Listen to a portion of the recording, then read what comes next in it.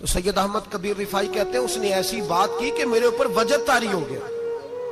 कुत्ते ने बात की तो मैं कांपने लगा। राती जागे शेख सदावे, राती जाग दे कुत्ते तैथों उत्ते, मालक दा दर मूल न छड़ दे, भावे मारो 100 जुत्ते तैथों उत्ते।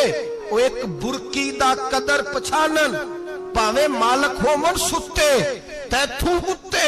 रुखा सुखा खा दिने जा रुखा विच सुत्ते ते तैथों उत्ते। उठ बुलिया चल यार मना लै नहीं ते बाजी लै गए नहीं कुत्ते।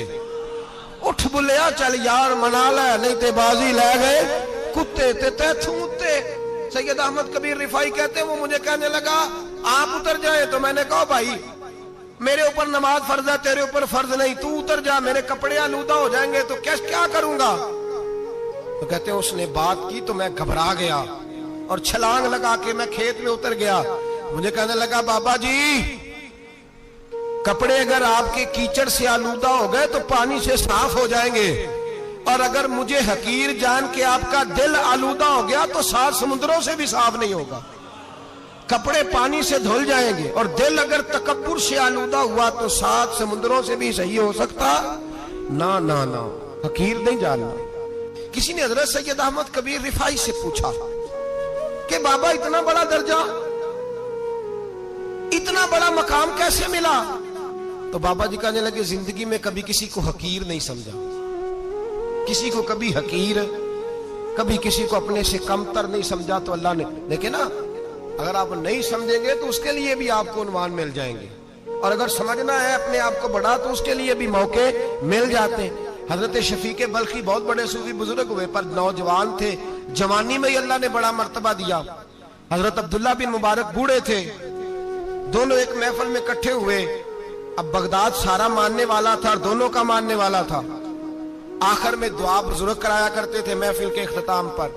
हजरत शफीक बल्खी जनाब अब्दुल्ला बिन मुबारक से कहने लगे आप दुआ करें, आप दुआ करें, आप बुजुर्ग हैं, अब जिसने जो मानना है उसे उसके लिए उन्वान भी मिल जाएगा। हजरत सैयदना अब्दुल्ला बिन मुबारक कहने लगे बेटे तू दुआ कर, तेरी उम्र थोड़ी है, तेरे गुनाह भी थोड़े हैं, तेरी उम्र थोड़ी है, तेरे गुनाह भी थोड़े हैं। तो सैयदना शफीक बल्खी कहने लगे नहीं हुजूर आप दुआ करें, आपकी उम्र ज्यादा है तो नेकियां भी तो ज्यादा ही है ना, नमाजें भी तो आपकी ज्यादा है ना, रोजे भी तो ज्यादा, रमजान भी तो आपकी उम्र में ज्यादा है ना, आज भी तो आपने ज्यादा। अगर आपने किसी को अपने से बड़ा समझना है तो उन्वान आपको मिल जाए, छोटा समझना है तो उसके लिए भी उन्वान आपको। बात तो ये है कि आप क्या करना, अगर आप किसी को हकीर समझना चाहते हैं तो बात खत्म हो गई। सैयद अहमद कबीर रिफाई फरमाते हैं जिंदगी भर कभी किसी को हकीर नहीं समझा। अल्लाह की सारी मखलूक की क्या बात है। अल्लाह कुरान में कहता है इन्नल्लाह ला यस्ताही अन यदरिबा मसलन मा बऊदतन फमा फौकहा। अल्लाह शर्म नहीं करता कि एक मच्छर की मिसाल बयान करे या उससे भी कमतर। अल्लाह मच्छर की बात करता है इतना बड़ा होके, वो कहता है मैं करूंगा, मेरी मखलूक जो है मेरी मखलूक। तो हजरत अहमद कबीर रिफाई फरमाने लगे मैंने कभी किसी को हकीर, बोलिए कभी किसी को हकीर। हम लोगों के पास उन्वान बड़े हकीर समझने के लिए, हम समझ लेते हैं। अमीर आदमी कहता है गरीब मेहनत क्यों नहीं करता, मेहनत करे अमीर हो जाएगा, उन्वान हुआ कि ना तनकीद करने का। 4 बच्चे हैं करें कमाई अमीर हो जाएंगे, वो हकीर समझ रहा है गरीब को। गरीब भी अमीर को हकीर समझता है, वो भी कहता है जो इसने कमाया सारा ही हराम है, जायज एक पैसा नहीं, उसने भी हकीर समझ लिया। यानी वो ये कह रहा है कि मैं हलाल खाता हूं, ये अमीर हराम खाते हैं, तो बात खत्म हो गई। उसने भी हकीर समझ लिया, इसने भी हकीर समझ लिया। अब उन्वान ही था ना, अगर उन्वान बदल लेते तो बात बन जाती।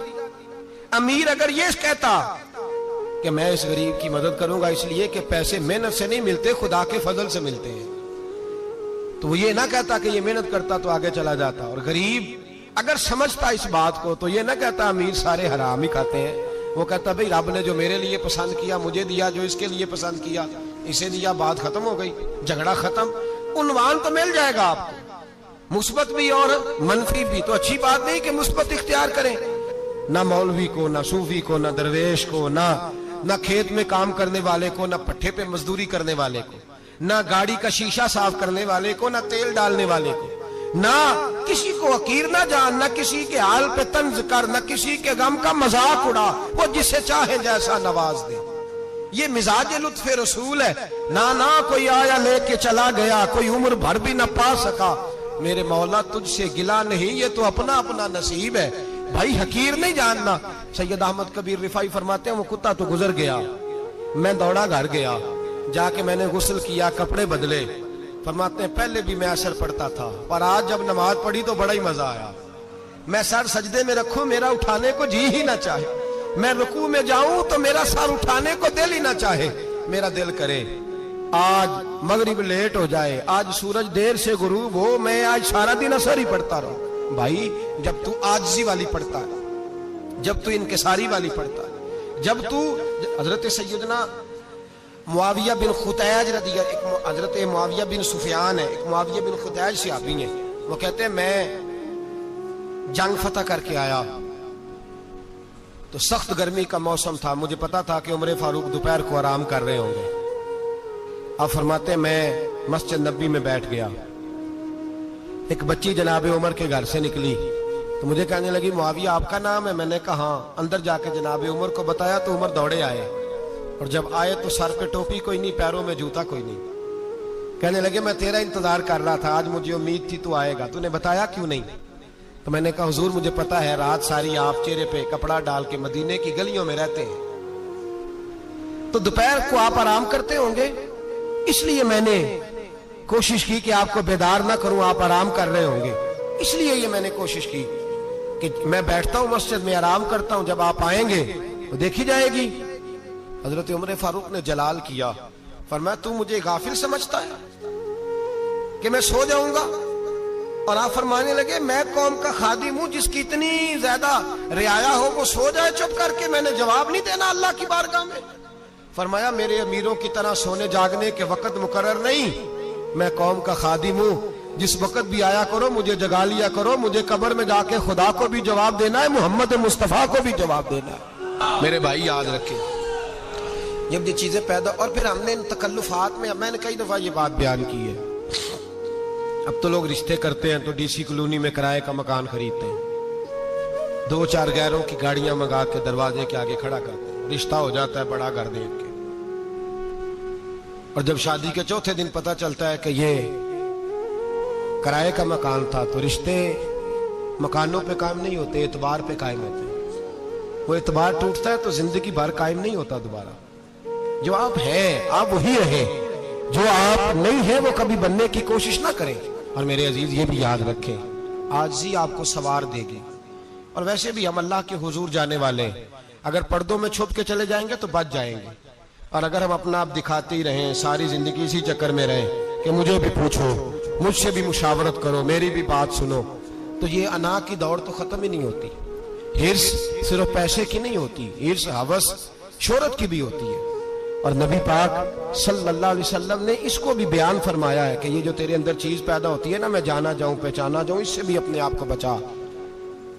सहाबा के बाद जिस शख्स की खिलाफत सबसे मजबूत हुई वो हजरत उमर बिन अब्दुल अजीज थे। इतनी बेहतरीन खिलाफत की कि लोगों को हजरत उमर का जमाना याद आ गया।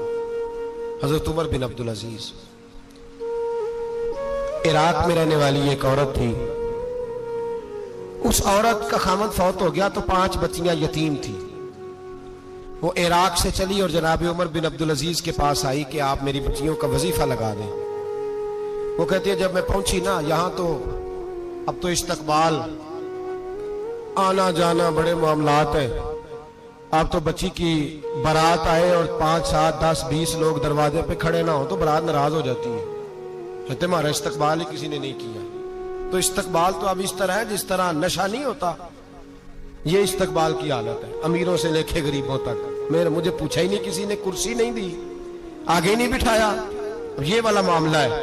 और मैं मेरी तरह के लोग, नेक लोगों की बात नहीं करता। अब तो हम देखते हैं फला मौलाना का इस्तकबाल हो रहा है, फला के लिए लोग खड़े हो रहे हैं, नारे लग रहे हैं, और अब तो मैं देखता हूं ऐसे ऐसे हाथ लहराते हैं सूफी और दरवेश कहलाने वाले, जैसे सियासी लीडर लहराया करते हैं। ये क्या तरीका हुआ? ये कौन सा तर्ज जिंदगी? मेरे नबी पाक सल्लल्लाहु अलैहि वसल्लम ने फरमाया जो ख्वाहिश करे कि मैं आऊं और लोग खड़े हों वो तो जहन्नमी है, तो दोज़खी है। सारे वही तरीके हम इख्तियार करते जा रहे हैं, वही प्रोटोकॉल है हर जगह। वो लोग जिनके दरवाजे खुले होने चाहिए थे, वहां भी हर वक्त के लिए मामला तय हो गए। याद रखें मेरे नबी पाक अलैहिस्सलातु सलाम ने जो तालीमात दी, हजरत उमर बिन अब्दुल अजीज रहमतुल्लाह ताला अलैह।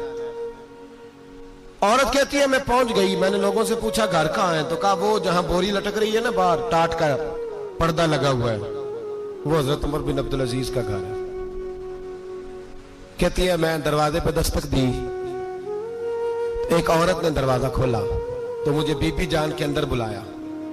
तो उनके घर के अंदर जब मैं दाखिल हुई तो बड़ा सारा सेन था, एक टानिम कुआं लगा था, एक तरफ एक बड़ा दरख्त था और एक छोटा सा बनाई हुई थी जगह बर्तन धोने के लिए। और बीबी ना बर्तनों को मिट्टी लगा के साबुन लगा के बैठी हुई थी, काम कर रही थी वो औरत। मुझे उसने दरख्त के नीचे बिठाया, पानी पिलाया। कैसे आई हो? मैंने कहा अमीरुल मोमिनीन से मिलना है। कहने लगी बैठो थोड़ी देर में आ जाते। कहती थोड़ी, मैंने समझा घर की कोई मुलाजमा है, मैं बैठ गई। थोड़ी देर गुजरी, फिर दस्तक हुई, उस बीबी ने उठ के दरवाजा खोला। तो जब वो शख्स अंदर आए तो कहने लगी बड़ी देर से बर्तनों को साबुन लगा के बैठी हूँ, कहाँ रह गए थे?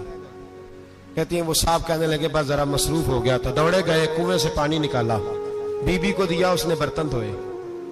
कहती है फिर थोड़ा सा सिरका और एक रात की रोटी वो लाई, उस शख्स ने खाई।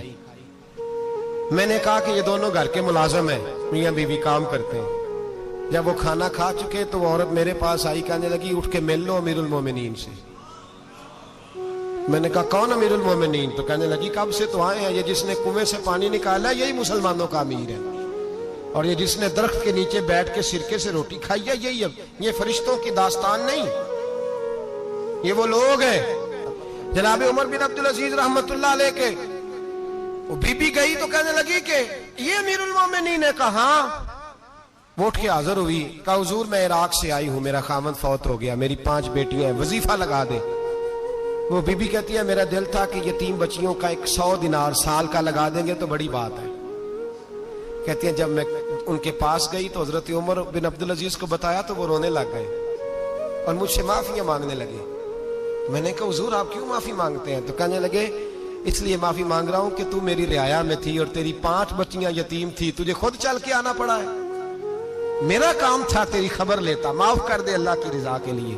उन्होंने वजीफा लिखना शुरू किया तो मेरी एक बच्ची का 1000 दिनार साल का लिखा। मैंने कहा अल्लाह तेरा शुक्र है। फिर दूसरी बच्ची का 1000 लिखा तो मैंने कहा अल्लाह तेरा शुक्र है। तीसरी का 1000, चौथी मैंने कहा शुक्र है। जब चौथी का लिखा तो मैंने कहा अल्लाह आपका इकबाल बुलंद करे, अल्लाह आपको हमेशा इसी तरह फलता फूलता रखे। कहते हैं जनाब उमर बिन अब्दुल अजीज ने कलम रख दिया, फरमाने लगे मैं 5वीं का वजीफा नहीं लिखूंगा, 4 बहनों से कहना बांट के इसे भी दे दें। कहा हुजूर क्यों? आप फरमाने लगे जब तक तू अल्लाह का शुक्र अदा कर रही थी मैं भी रब से जुड़ा हुआ था और अल्लाह से डर के लिख रहा था। अब तूने मेरी तारीफ की है, अब मेरी जात आ गई है। अब मैं अगर ये वजीफा लिखूंगा तो इससे अल्लाह राजी नहीं होगा, इससे मेरे नफ्स में रिया पैदा होगी। अब मैं 5वीं का नहीं लिखूंगा, जा और जाके इराक के गवर्नर को दे। बीबी कहती है मैं घोड़े पे बैठी और मैं चंद दिनों के बाद इराक पहुंची। जब सवेरे आके मैंने वाली इराक को रुका दिया तो वो चीख मार के रोया। मैंने कहा क्या हुआ? तो कहने लगा बीबी आज रात को हजरत उमर बिन अब्दुल अजीज का इंतकाल हो गया, फौत हो गया। तो इंतकाल कर गया। कहती मैं भी तड़प के रोई। मैंने कहा मेरी यतीम बच्चियों का क्या बनेगा? तो वो गवर्नर कहने लगा तेरे वजीफे जारी रहेंगे, तुझे मिलते रहेंगे। तो कहने लगी कैसे? कहने लगा मैं अगर तो गवर्नर रहा तो तेरा वजीफा जारी रहेगा, और अगर गवर्नरी से उतर भी गया तो मैं जाती तौर पे मालदार हूं, फिर भी तेरी बच्चियों के माहाना पैसे पहुंचते रहेंगे। मैंने कहा तू क्यों देगा? कहती वो रो पड़ा। कहने लगा अगर अमीर हजरत उमर बिन अब्दुल अजीज जैसे हो तो फिर अल्लाह गवर्नरों के दिलों में भी रहम डाल दिया करता है, फिर मेरे जैसे लोगों को भी वो बदल देता है। हजरत उमर बिन अब्दुल अजीज घर आए, 3 बेटियां थी। एक को आवाज दी, वो आई तो उसने मुंह पे हाथ रखा है। दूसरी को आवाज दी, वो आई तो मुंह पे हाथ रखा है। तीसरी को आवाज दी तो मुंह पे हाथ रखा है। आपने अपनी बीवी से कहा कि ये बच्चियां मुंह पे हाथ क्यों तीनों ने रखा हुआ, क्या बात है? तो बीबी रो पड़ी, कहने लगी 4 दिन हो गए मेरी बेटियां प्यार से रोटी खा रही हैं, 4 दिन हो गए, उनके मुंह से बदबू आती है, इसलिए वो आपके सामने आती हैं तो मुंह पे हाथ रख लेती हैं। 4 दिनों से बीबी रो रही है। हजरत उमर जलाल में आ गए। आप फरमाने लगे, तू ये रो रही है, तू रोई है, तूने मेरे घर में रह के अल्लाह की नाशुक्री की है, तू शुक्र अदा नहीं करती कि 3 वक्त प्याज और रोटी तुझे घर की 4 दीवारी के अंदर मिल जाता है? रो रही है। मैं आ मेरे साथ बाहर निकल, तुझे वो लोग दिखाऊं जो झोपड़ियों में रहते हैं और मांग के खाते हैं। आ तुझे दिखाऊं। इतनी नाशुक्री कि घर के अंदर प्याज पहुंच रहा है, रोटी पहुंच रही है और तू कहती है मेरी बेटियां प्याज से खाती हैं। शुक्र कर फाके नहीं काटने पड़े। फिर अगले लफ्ज कहे तो रो पड़े। फरमाने लगे, मैंने तो मुस्तफा के वो हालात भी सुने हैं जिसमें कई दिन बीबी फातिमा ने फाके किए।